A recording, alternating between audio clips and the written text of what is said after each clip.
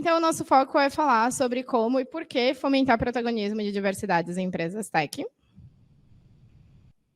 Pode passar. Pode. Rapidinho, só vou me apresentar com um pouquinho mais de detalhe, né? Eu sou bissexual, psicóloga. Eu trabalho na Timity como Global Tech Recruiter. Sou embaixadora do Women Tech Makers, que é um programa de fomentar protagonismo de mulheres da Google. Também sou organizer do GDG em Florianópolis. Eu sou de Floripa, não sou daqui. Então, estou aqui em Porto Alegre para o evento. Sou voluntária do Adote um Ronron, então tenho uma paixão aí por gatos e por trabalhos voluntários, como vocês podem ver. Tenho alguns aí na minha lista. E sou bem apaixonada por comunidades e pelo protagonismo que as comunidades podem dar para as pessoas de diversidades. Pode passar. E eu sou a Rafa, então sou uma mulher lésbica, sou psicóloga também Global Tech Recruiter na Timity, junto com a Lorena, também de Florianópolis, né? Então temos algumas coisas em comuns, mas não tem essa lista de atividades que a Lorena tem, tá, gente? Eu já trabalhei na Todes como membro voluntária. Já trabalhei na Todes como membro voluntária, já também prestei algumas consultorias para ajudar algumas pessoas que tiveram perda de emprego no momento da pandemia, mas hoje, agora, no momento, meu foco está em ser meio pseudo palestrante, assim, nas horas vagas, quando acontece algum imprevisto, eu dou uma ajudada. Perfeito, pode passar. Então, a gente vai falar um pouquinho, antes de começar a falar mais, por que a gente deve falar, trazer esse assunto para as empresas, a gente vai trazer algumas definições que eu acho que são importantes para estar todo mundo na mesma página. Pode passar. Então, a gente vai falar um pouquinho sobre privilégio. O privilégio ele é um termo que a gente pode dizer que ele também nasceu lá na Revolução Francesa. Privos vem de privado para poucos e légios vem para lei. Lei para poucos. Privilégio é uma questão social, em que a gente não pode simplesmente individualizar, né? Ele está muito relacionado a um grupo social que você faz parte. Daí a gente pode dar exemplos. Eu sou uma mulher branca, bissexual. Os meus privilégios eu sou uma pessoa branca. E eu sou uma pessoa cisgênera. Então, esses são alguns privilégios que eu tenho, né? Apenas pelo grupo social que eu faço parte. Mas eu também não tenho alguns privilégios por eu ser mulher e por eu ser uma pessoa LGBTQIA+. Então, esse é um outro exemplo que eu posso trazer. E é importante dar uma ênfase que o fato de ter privilégios não é algo negativo. Então, eu sou uma pessoa branca, lésbica, mulher, eu não vim da periferia, eu vim de uma família que tem boas condições financeiras. Quer dizer que isso é ruim? Eu sou uma pessoa ruim? Eu sou uma pessoa menos esforçada por conta disso? Isso é um ponto que a gente tem que reforçar que não, gente. Ter privilégio não é uma questão ruim. Mas é importante a gente reconhecer o local onde a gente está por conta do nosso privilégio. Então, por conta de eu ter tido uma boa condição financeira, por conta de eu ser uma pessoa branca, de eu não ter crescido com racismo na minha vida, fez eu ter outras confianças que possivelmente até me puxou para onde eu estou hoje. Que possivelmente outras pessoas não estão, outras lésbicas não estão aqui onde eu estou hoje, por conta de não terem tido os mesmos privilégios do que eu. Então, isso é muito importante a gente reconhecer o nosso lugar e reconhecer os privilégios que nós tivemos ao longo da nossa vida. E falando em lugar, a gente já vai trazendo aqui sobre o lugar de fala, né? O lugar de fala, a gente pega aí a questão do privilégio e a gente começa, então, a perceber onde eu estou com o meu lugar de fala. Então, voltando, eu sou uma mulher lésbica, branca, não vim da periferia. Então, eu sei que o meu lugar de fala, eu posso falar sobre outras mulheres, eu posso falar sobre mulheres, posso falar sobre questões das lésbicas, mas eu não posso falar, por exemplo, sobre o racismo, porque eu nunca sofri racismo, eu não sou uma pessoa preta. É claro que eu posso usar meu lugar de fala de pessoa que tem mais privilégios para trazer as pessoas pretas para perto e ajudar elas a fomentar mais sobre o que é racismo. Por que temos que falar sobre o racismo? Então, o lugar de fala é algo muito importante que a gente tem que reconhecer onde a gente está, o que a gente pode falar e o que a gente não pode falar, no sentido de que a gente não passou por isso e a gente não vive nessa visão. Quer complementar? Pode passar. E aí, também trazendo um pouco, só antes da gente continuar, o lugar de fala não quer dizer que você não pode falar sobre um assunto, né? Não é que você está proibido de falar, por exemplo, se você é um homem, falar sobre feminismo. Isso é até bom, porque a gente precisa cada vez mais falar sobre esses assuntos. Mas você não pode querer explicar feminismo para uma mulher, por exemplo. Você não pode querer dizer para uma mulher que o que ela está sentindo não foi machismo, porque você não vive o que ela vive. Então, é isso que a gente fala do lugar de fala, da gente dar o espaço e dar a voz para as pessoas que vão saber dizer melhor sobre as dores que elas estão sentindo. Exatamente. Né? E também reforçar que você não pode dizer que entende a dor daquela pessoa. Isso é impossível, né? Porque você nunca passou por aquilo. Exato. E aí, agora vamos trazer algumas vamos dizer assim, algumas definições para facilitar a conversa também. Então, quando a gente fala aí de sexo designado ao nascer, quando a gente começa... Pode voltar. Aí. Quando a gente começa a falar de sexo designado ao nascer, quando a gente começa a falar sobre diversidade de gêneros e orientações sexuais, né? O sexo designado ao nascer ou sexo biológico é basicamente DNA. Então, por exemplo, mulheres cis é XX, né? Quando a gente olha para DNA mesmo, cromossomo. E genitálias. Quando a gente fala de sexo biológico, são genitálias. Tá? Identidade de gênero é como que você se sente e se reconhece, como que você se sente e se reconhece no mundo. Tá? E expressão e apresentação de gênero é como você se manifesta para a sociedade. E orientação sexual e orientação romântica é por quem que você se sente atraído. Então, eu vou trazer um exemplo, o meu exemplo para ficar mais fácil. Eu gosto de trazer muito exemplo, né? Então, eu sou uma mulher cisgênero, ou seja, eu nasci biologicamente mulher, eu me identifico e me reconheço como uma mulher, e a minha expressão de gênero é uma expressão de gênero que você pode dizer mais feminina, porque existe essa binariedade nas roupas, porque eu estou utilizando roupas que normalmente seriam ditas como femininas. Eu gosto de usar brincos, que são coisas que são ditas como femininas. Então, por isso que a minha expressão de gênero para o mundo seria uma expressão de gênero feminina. Mas, assim, a gente pode depois entrar numa discussão sobre a binariedade das roupas, dos acessórios e da forma da gente ver o mundo, né? Mas aí isso é uma outra discussão. E a orientação sexual romântica, como a gente já falou, eu sou uma mulher bi ou pansexual, a gente vai falar sobre isso também. Pode passar. Vamos falar um pouquinho das letras, né? Eu sei que letras é uma coisa bem complexa, porque está cada vez aumentando mais, o que é bom porque a gente está cada vez mais reconhecendo outros grupos de minoria, e eu acho que a gente tem que falar muito sobre isso. E letras é algo, gente, que é uma coisa que é muito importante, a gente tem que pesquisar, a gente tem que estudar. A gente que palestra sobre diversidade, a gente está sempre aprendendo. A gente aprendeu uma semana atrasada, que a gente também não conhecia, a gente falou, nossa, nunca ouvi falar sobre isso. E é interessante, porque dentro da nossa comunidade mesmo a gente estuda muito uma com as outras, né?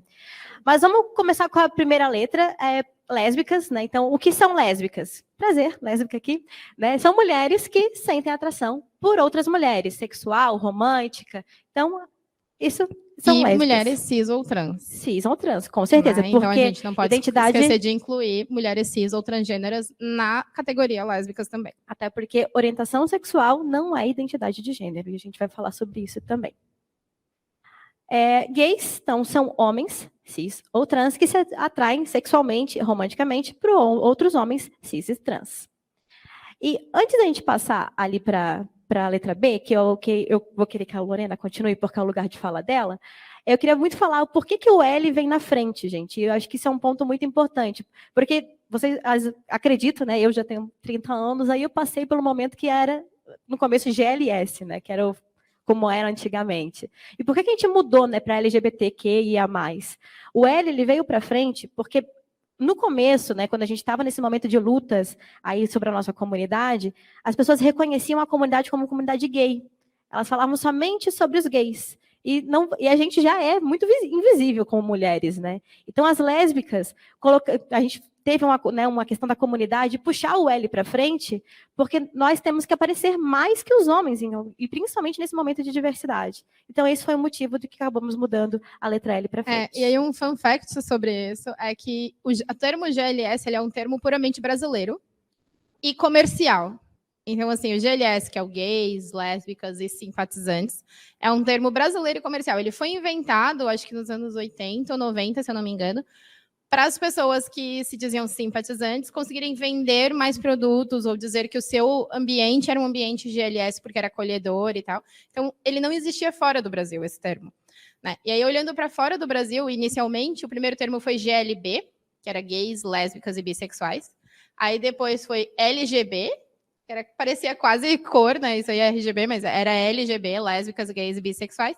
E daí começou o crescimento aí da sigla, né? Então daí foi o LGBTQIA+, que a gente vai falar um pouquinho. Pode passar. O B de bissexuais não é de biscoito, não é de Beyoncé, né? A gente existe, eu gosto muito de falar, porque normalmente bissexuais é um grupo que é invisibilizado, porque existe muito fetichismo sobre mulheres bissexuais, né? Então, são mais aceitas por causa do fetichismo, enquanto homens bissexuais, normalmente as pessoas dizem que eles são gays que não descobriram que são gays ainda. Então, assim, essa é um pouquinho da minha dor, por exemplo, né? E aí, a monossexualidade, que são as lésbicas e os gays, é um lado, e daí a gente vai para polissexualidade ou bissexualidade, que daí é o outro lado aí que se interessa por pessoas de mais gêneros, né? O termo pansexual, ele surgiu um pouco tempo depois, que é porque muitas pessoas bissexuais falavam que ficavam apenas com os homens e mulheres cisgêneros, pessoas que nasceram com aquele sexo que elas se identificam, e falavam que não ficavam com pessoas trans. E aí o termo pansexual surgiu para incluir esse grupo, né? Mas na minha opinião, e daí assim, essa é a minha opinião, pode ser polêmica, eu me considero uma pessoa bi ou pansexual porque eu me interesso por qualquer gênero, e eu acho que uma pessoa bissexual que fala que não fica com pessoas trans, uma pessoa lésbica que fala que não fica com pessoas trans, ou um homem gay que não fica com homens trans, para mim isso é transfobia, não tem nada a ver com orientação sexual, porque a gente foi ensinado a não gostar do que era muito diferente, né? Então, próximo. Agora a gente vai falar do T, né? Que são os transgêneros, pessoas transexuais e travestis. O termo travesti, ele é um termo latino-americano, ele é um termo que tem a ver com a luta das mulheres trans e travestis aqui na América Latina. Esse termo só existe aqui, não existe fora daqui. Trans, o termo trans, ele significa tudo que é além de. Então, transgêneros é além do gênero, né? Transsexual é além do sexo. Vamos dizer que transgênero, transexuais, travestis podem significar basicamente a mesma coisa, né? Não existe esse negócio, se a pessoa fez cirurgia, é transgênero. Se a pessoa não fez cirurgia, é transexual. Não existe isso. Por favor, gente, nunca pergunte, Nunca pelo amor de Deus. Não perguntem o que as pessoas têm de genitálias, não é legal. Entendeu? Você não perguntaria isso para uma pessoa cisgênero, então não pergunte para uma pessoa trans, né? E aí a gente pode dizer que pessoas não binárias também são pessoas trans, né? Fazem parte desse guarda-chuvinha, porque uma pessoa não binária é uma pessoa que não se identifica com nenhum dos gêneros, né? Ela quer romper com essa binariedade de gêneros que a gente tem. E quando a gente vai para o trans, que é o além de, pessoas não binárias também são pessoas trans, tá? O termo queer, ele é um termo que ele é mais americanizado, assim, até a gente não utiliza ele tanto aqui no Brasil. Que ele, na verdade, ele vem até para representar a comunidade como um todo, assim. Então, a pessoa lésbica, a pessoa gay, a pessoa trans, normalmente entra tudo na questão queer. Mas é a forma que as pessoas, principalmente nos Estados Unidos, acabam utilizando mais, que acaba sendo o guarda-chuva que inclui tudo. Né? Que eu acho, às vezes, até bem interessante também, porque a gente está falando de todas as comunidades unidas. Né? Mas não tem uma tradução para o português, a gente não consegue traduzir para o português o queer, mas é tudo que vai além da norma. Além da norma. Então, além da norma cis, além da norma heteronormativa, e por aí vai.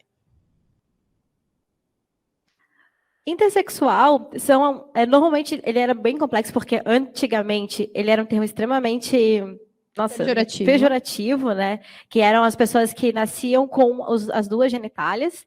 Né? Hoje a gente fala sobre a questão da pessoa intersexual, principalmente por não ser por ser algo que a gente deixa muito claro que é agressivo, assim, né? A pessoa tem que tomar a decisão de qual é o órgão sexual que essa pessoa quer manter, assim. Hoje a gente fala mais abertamente que a pessoa ela pode ter os dois e está tudo bem. Né? Então, é muito nessa questão de que ela pode ser quem ela quiser, e o intersexual hoje a gente acaba não utilizando mais a questão do antigamente, que é que a pessoa tinha que fazer a cirurgia e ela tinha que escolher o sexo que ela ia ter determinado. E isso também, o termo antigo que era utilizado, que é um termo péssimo, pejorativo, não utilizem, é aquele termo hermafrodita, só para vocês entenderem do que a gente está falando, mas ele é um termo pejorativo. Né? E a pessoa intersexual, ela pode ter as duas genitálias, ela pode ter órgãos internos reprodutórios femininos e a genitália masculina, ela pode ter órgãos internos de reprodução feminina, masculina e externamente ser uma vagina, vamos dizer assim. Então, o intersex, ele pode ter diferentes formas de se apresentar ao mundo, e muitas vezes o que acontece os pais, quando esse bebê nasce, já fazem a cirurgia ainda quando esse ser é bebezinho. E daí, depois, lá na frente, acontece, às vezes, confusão por questão hormonal e etc., porque aquela pessoa não se identifica com aquele gênero que os pais escolheram para ela. Não. E tem vários artigos bem interessantes, se o pessoal quiser ler um pouco sobre isso, de comprovações de pessoas que até cometem suicídio por conta até de briga psicológica que tem internamente com essas pessoas que nasceram intersexuais. Então, é bem interessante ler sobre isso. E, por conta disso, alguns pais já têm a boa iniciativa de não cometer mais nenhum tipo de processo cirúrgico quando a criança nasce. Isso. Tudo certo? E, além disso, eu acho que um outro ponto rapidinho sobre intersexo, eu acho que é 1% das pessoas no mundo são intersexuais. Né? Então, acho que é bastante gente, se a gente olhar para a quantidade de pessoas que a gente tem no mundo. O a gente pode dizer que é assexual, aromântico, e a gente pode incluir o agênero aí, que também está dentro da não binariedade, o agênero, que é aquela pessoa que não se identifica com gêneros.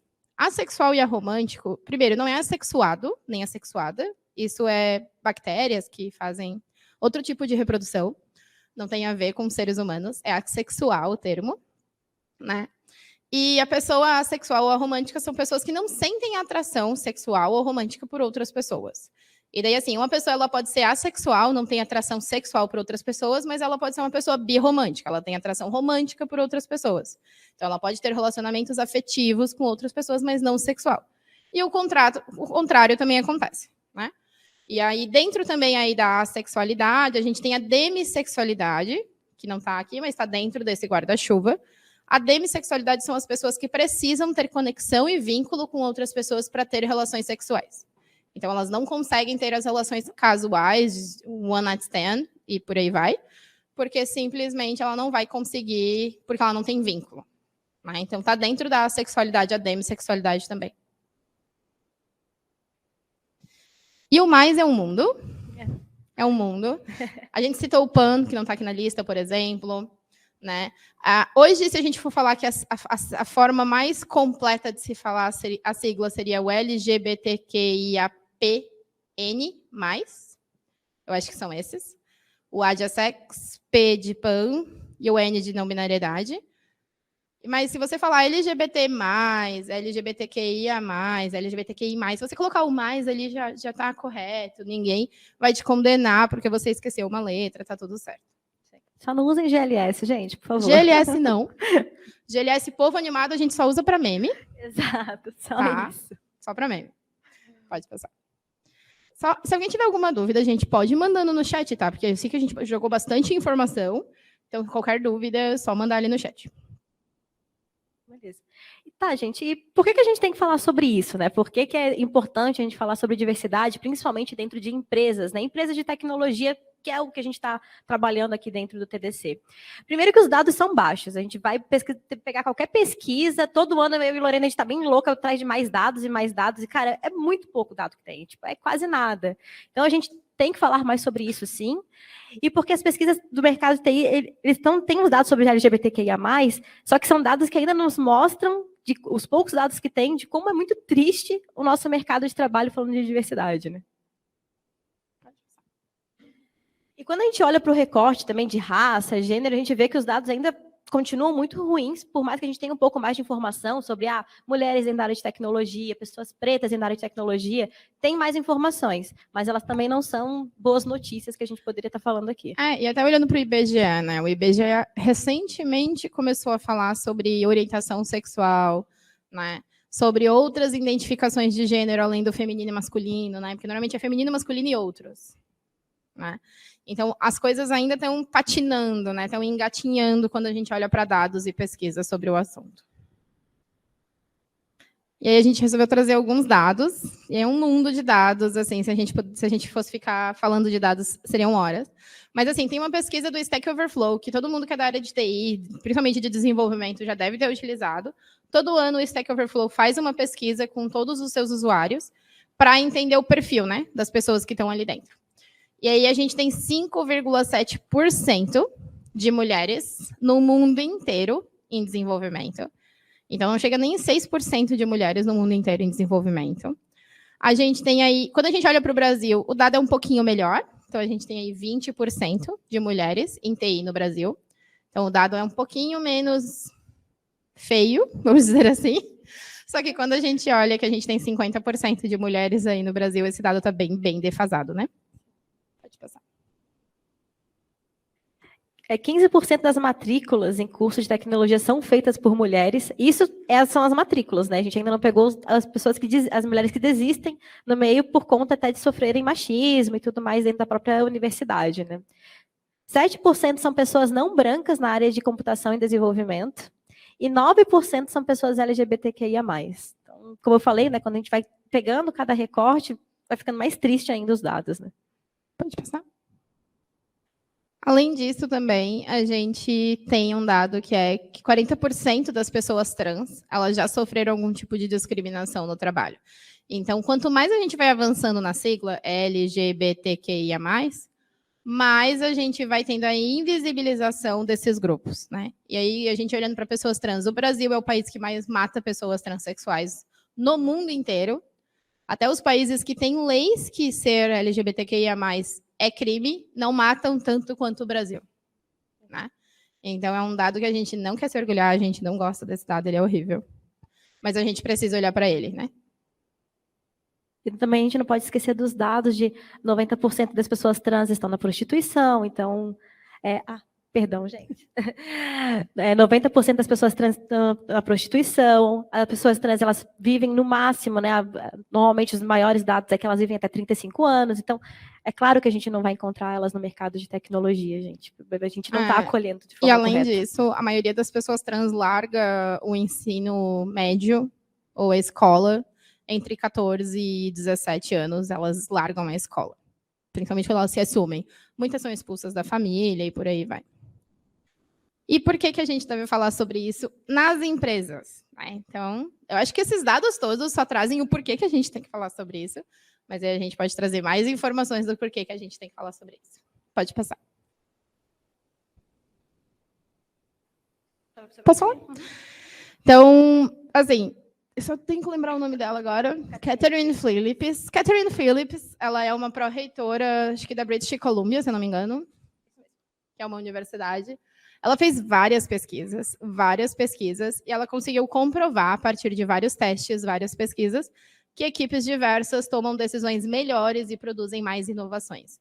E assim, isso não veio do além, essa informação ela não tirou da cabeça dela, não, ela fez pesquisas, ela fez testes, ela foi atrás e conseguiu trazer essa informação.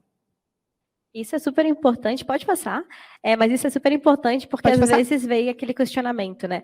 Tá, mas falar sobre diversidade, vamos pensar naquele CEO branco, homem, que está pensando em questão de lucro, né? Então, falar sobre diversidade, promover a diversidade dentro da minha empresa, vai gerar algum impacto positivo também financeiramente para a minha empresa? Vai, gente, claro que vai. Não é bem o que a gente gostaria de enfatizar aqui, mas sim, vai também. Né? Então, isso também é um ponto muito importante para a gente levar para esses CEOs que pensam que a gente tem que falar de diversidade também por questões de lucro. Né? Então, na própria pesquisa que foi feita, a gente foi trazido, né, que nos Estados Unidos, para cada 10% de aumento de diversidade racial na equipe dos executivos, os lucros aumentam 0,8%. Então, sim, tem a questão de lucratividade também, que não é algo que a gente gostaria de enfatizar, mas tem. Sim, e além disso, quando a gente começa a olhar para o aumento de diversidade racial ou de gênero, então, por exemplo, empresas que tiveram aumento da diversidade racial tiveram 33% mais chances de ter rendimento acima da média. E a mesma coisa aconteceu com companhias que aumentaram a diversidade de gênero, aumentou aí em 21% as chances de ter rendimentos acima da média. Né? E além disso, se a gente houvesse equidade de gênero no mundo inteiro, se todo mundo recebendo o mesmo salário, mesmas oportunidades, o PIB do Brasil teria um aumento de 850 bilhões de dólares. Então, assim, é surreal você olhar para esses números, assim, é surreal. Pode passar. E como que podemos impactar, né, e melhorar esse cenário? Então, como que a gente pode trazer algumas iniciativas para a gente estar começando a melhorar o cenário da tecnologia com diversidade? Pode passar? Temos que falar de segurança psicológica, né, gente? Porque não tem como a gente falar de diversidade. Então tá, vamos contratar as gays. É isso aí, vamos contratar as gays. Não é assim, gente. Primeira coisa que a gente tem que promover é segurança psicológica. Porque a gente não pode hoje, quando a gente fala de grupo de minoria, que já sofre um monte de preconceito na vida, entrar numa empresa onde não preparou, né, o terreno mesmo para receber essas pessoas, não capacitou os times, como que essa pessoa ela vai ter segurança psicológica para trabalhar dentro de uma empresa dessa? Então, a gente tem que falar sobre segurança psicológica, que é o local que as pessoas se sintam seguras, confortáveis, para serem verdadeiramente quem são, compartilhar suas opiniões e experiências sem serem tolhidos ou retaliados. E aí, como que a gente pode entender se o ambiente que a gente está, a empresa que a gente está ali proporcionando segurança psicológica e também como que a gente pode fazer isso, a gente, pessoa individual, né, além da empresa. Então, é legal você procurar entender mais sobre o assunto. É é muito curioso, porque normalmente pessoas pretas ou pessoas LGBTQIA+, pessoas trans, se tornam, elas acabam tendo que se tornar professores, porque as pessoas estão o tempo todo fazendo perguntas do tipo, eu tenho que falar preto ou negro? Tenho que perguntar ou não sobre a genitália da pessoa. Tipo, são coisas que, tipo, se você pesquisar no Google, você consegue descobrir essa informação. E aí, por isso que às vezes acontece das pessoas de diversidades estarem bem cansadas de ensinar. Mas assim, se você perguntar com respeito, tá tudo bem. Se você perguntar com realmente, genuinamente querendo entender, tá tudo bem, sabe? Mas aí assim, pensa um pouquinho. Você não vai perguntar para uma... Foi o que a gente já falou no início. Você não vai perguntar para uma pessoa cis a genitália que ela tem. Então, se você não vai questionar para uma pessoa trans se tá tudo bem você perguntar isso. Porque você não perguntaria isso para ninguém, entendeu? Mas você pode sempre perguntar qual é o pronome que essa pessoa utiliza. Então, você olha para a pessoa e não assuma nada. Se você olha para a pessoa, tipo, ela parece uma mulher, eu vou chamar ela de ela. Mas, às vezes, ela pode ser uma pessoa não binária e ela gosta de... E provavelmente pode utilizar o gênero neutro, que seria o elo, né? Ou, no inglês, seria o they, por exemplo. Então, quando a gente utiliza... Quando a gente questiona, é muito mais seguro e evita que a gente cometa erros e cometa microagressões, né? Mas, gente, todo mundo pode fazer o deverzinho de casa, né? E né? Google tá aí, acho que algumas coisas são meio óbvias de você pesquisar e estudar sobre.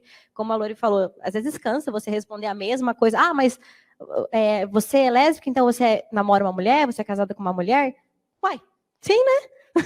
Então, assim, é muito importante vocês fazerem a pesquisa do óbvio, pelo menos, né? Mas as outras perguntas, que são mais complexas e tudo mais, que você tem curiosidade, a gente sabe quando a pergunta é genuína e é quando a pessoa ela realmente está interessada em melhorar como pessoa. E assim, não assuma que um casal de duas mulheres é um casal lésbico, porque uma das pessoas desse casal pode ser uma pessoa bissexual. Isso é triste, gente. Então, não necessariamente aquele casal vai ser um casal lésbico, assim como um casal entre homem e mulher vai ser um casal hétero. Né? Então, existem pessoas que são, por exemplo, duas pessoas bissexuais se relacionando. Então, você não pode assumir que esse casal é um casal hétero. Exatamente. E uma empresa é formada por pessoas, né, gente? Então, isso que é muito importante. Quanto mais a gente aprende, quanto mais a gente usa, né, os nossos privilégios para ajudar a diversidade, melhor assim a comunidade cresce, a comunidade se sente mais segura e, obviamente, a gente tem que usar, como a gente falou no começo, nosso local de fala para conseguir falar sobre as minorias e trazer aí a segurança psicológica para o ambiente de trabalho. Então, além de perguntar, além de procurar entender, intervenha se você vê situações de desrespeito, se você vê situações que você percebe que uma pessoa está desconfortável. Utilize do seu privilégio em prol da diversidade. Então, eu sou uma mulher cis e branca, então eu tenho que tentar puxar aí e dar voz para pessoas trans e pessoas pretas. Entende? Então, isso é utilizar do seu privilégio. Ser privilegiado não é ruim, gente. É só você saber fazer algo sobre isso. Você não pode só ignorar o seu privilégio. Você tem que saber onde você está na pirâmide social que a gente vive, sabe? E, além disso, mais uma vez, respeite o pronome e o nome da pessoa. Pessoas trans, pessoas não binárias, normalmente fazem alteração de nome, nem sempre fazem retificação de documentos, então sempre respeite o nome da pessoa. Por mais que no documento esteja o outro nome, nunca chame essa pessoa pelo outro nome, chame pelo nome que ela pediu para ser chamada. Pode passar. E aqui a gente tem algumas perguntas, né? Não sei se tem gente de recrutamento e seleção aqui, mas se tiver, eu acho que é muito importante. Online tem. Online tem, maravilha. Então, assim, é muito importante, né, pensando nas pessoas que são tech recruiter que nem nós, falando sobre diversidade, né? Como é que eu posso trazer mais diversidade para minha empresa e tudo mais? Por onde eu começo? Aqui são as perguntas básicas de onde você deve começar. Antes de pensar em trazer qualquer diversidade para o seu time, essas são as perguntas que tem que ficar na sua cabeça e que você tem que refazer várias vezes para você ter certeza que o seu ambiente é um lugar preparado para receber qualquer tipo de diversidade. E se não é, gente, não quer dizer que não dá para fazer nada, quer dizer que você já sabe por onde você tem que começar para melhorar.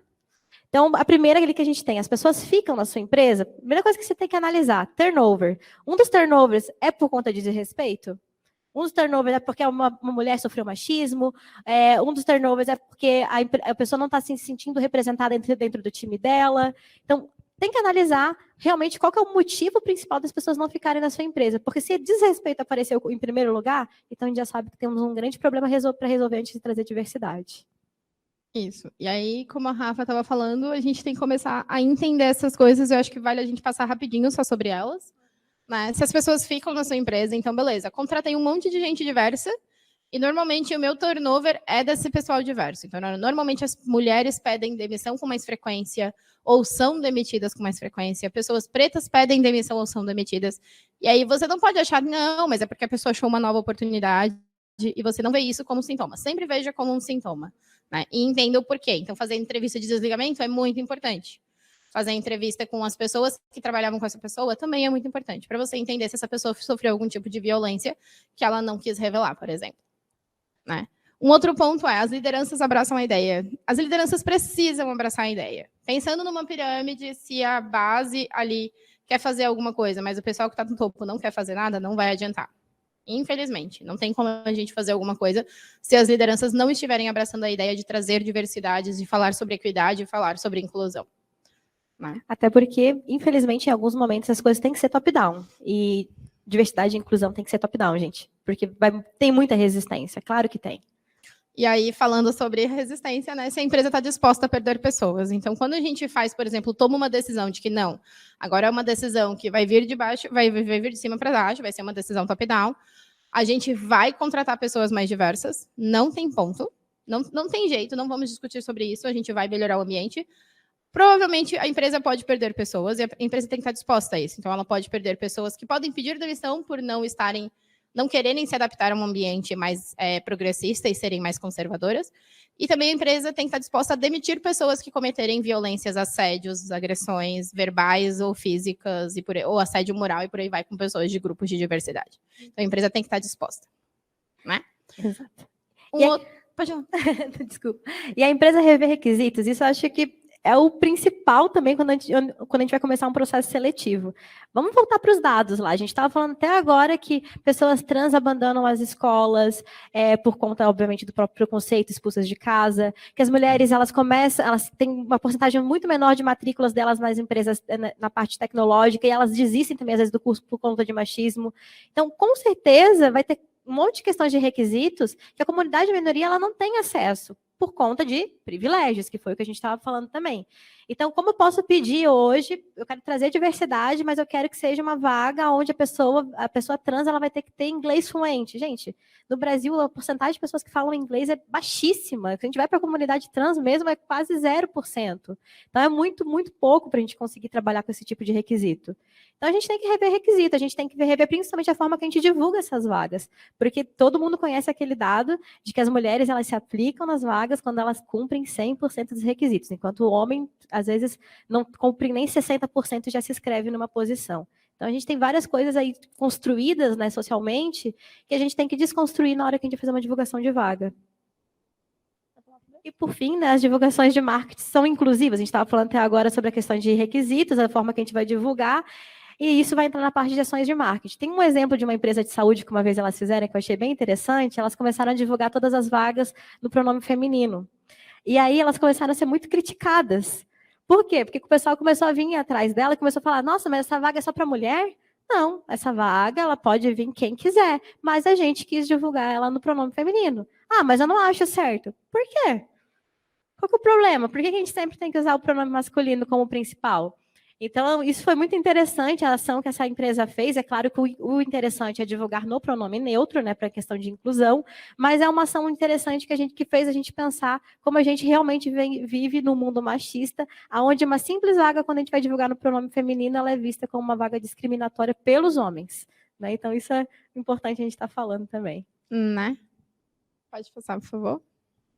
E daí, além disso, a gente quer falar só sobre alguns termos que são termos americanos, mas que a gente está trazendo para o Brasil e vem falando muito sobre isso, que também fazem parte da segurança psicológica, principalmente quando a gente olha para a área de TI, empresas de tecnologia. A gente está falando aí de um grupo majoritariamente masculino, majoritariamente heteronormativo. Então, as mulheres vão acabar sofrendo muito tudo isso aqui. Então, man interrupting, a gente está falando de quando geralmente homens interrompem mais mulheres. Existem pesquisas que trazem essa informação, que mulheres são mais interrompidas por homens do que homens serem interrompidos por mulheres ou homens serem interrompidos por outros homens. Tá? Então, isso é uma forma de violência, é uma forma de microagressão, vamos dizer assim, quando a mulher é interrompida nas reuniões, por exemplo, quando a mulher é interrompida num happy hour, a mulher está falando e vem alguém lá e interrompe. Normalmente, os homens fazem isso com mais frequência, tá? Pode passar. O mansplaining, a gente está falando aí de pessoas que normalmente explicam, né? Então, assim, tá lá a mulher falando sobre feminismo, aí vem lá o homem e fala, então, eu vou explicar para vocês sobre o feminismo, eu vou explicar o que ela acabou de falar só para vocês entenderem melhor, né? Então, essa é uma frase que é bem comum, como se estivesse diminuindo o conhecimento que aquela mulher tem sobre um assunto. Né? Tem uma pesquisadora que ela estava numa palestra falando sobre o livro dela, mas ela estava falando sobre um assunto e ela não falou especificamente que o livro era dela. E uma pessoa da palestra levantou a mão e falou, eu quero, mas eu acho que o autor desse livro, ele quis dizer isso. Aí ela olhou assim, ela disse, então, eu sou autora desse livro. E daí um homem quis explicar para a autora de um livro, uma pesquisadora, o que ela mesma estava querendo dizer no livro dela. E isso acontece muito, e com muita frequência entre os homens. Pode passar. O gaslighting, ele é um termo utilizado que normalmente o que acontece é a pessoa ela utiliza, né, a forma de manipulação, né, manipulação é a forma de utilizar, de começar a se diminuir tudo para fazer uma forma que ela consegue fazer que a outra pessoa sinta a pena dela, e comece a fazer então que essa pessoa seja manipulada por ela, né, utilizando esse tipo de termo. Então, é algo que muitas vezes os homens também fazem, tá? De eles começarem a utilizar, até nos relacionamentos abusivos, eles fazem muito isso, Sim. de colocarem como vítimas em alguns momentos, mexer realmente com a pessoa, no sentido que a pessoa se sente muito mal, achando que ela é a errada da situação. E alguns termos muito comuns é do tipo, o homem, quando a mulher começa a querer uma discussão, fala que ela tá louca. Ou que ela está histérica. O termo histeria ele é um termo extremamente machista que surgiu da psiquiatria mesmo, para falar sobre mulheres que batiam de frente com os homens, por exemplo. Eles falavam que as mulheres estavam histéricas. Né? Então, isso é uma forma de você invalidar tudo que aquela mulher está falando. Ou, por exemplo, se uma mulher está mais alterada, as pessoas falam, então você está na TPM? O que você está sentindo é TPM, é hormonal? E não, a mulher ela só está querendo botar um ponto dela, ela só está querendo provar um ponto. Né? Então, o gaslight é isso, é você diminuir aquela mulher apenas pelas questões ali físico-hormonais ou mentais dela, ou que você acha que ela tem, né? Isso. E manipular mesmo, né? Você acaba manipulando, realmente, ela acreditando que ela pode estar invalidada mesmo. Pode passar? Pode passar. Não, já passou. O Bope Rating... Travou. Travou? Não, mas no meu computador, mas eu acho que é só no meu computador que travou.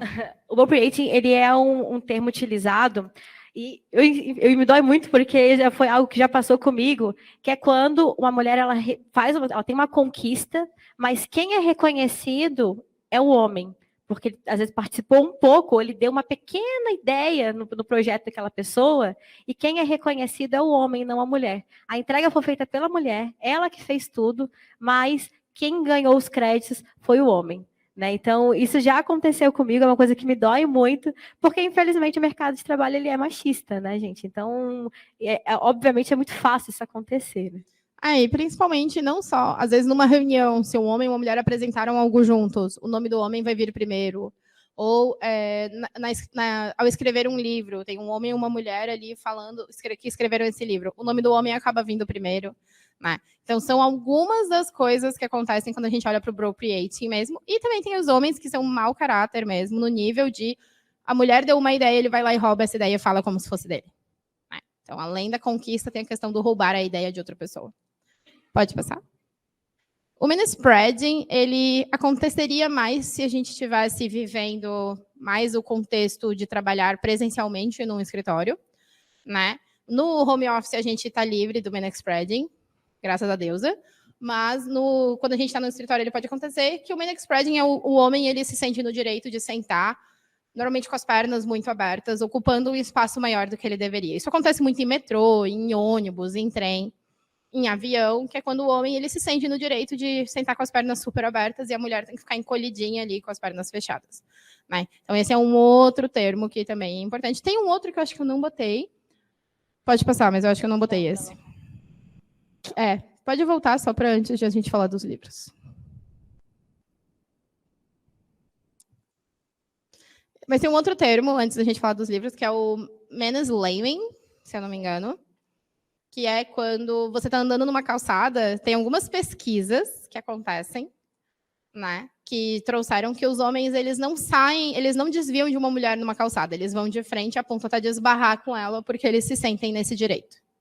Né? E existe esse termo para isso, é uma pesquisadora do New York Times que trouxe esse termo, porque eles fizeram várias análises com câmeras de tráfego e etc. E os homens, normalmente, quando eles estão indo em direção à mulher na calçada, eles não saem da frente. Eles esperam que a mulher saia da frente.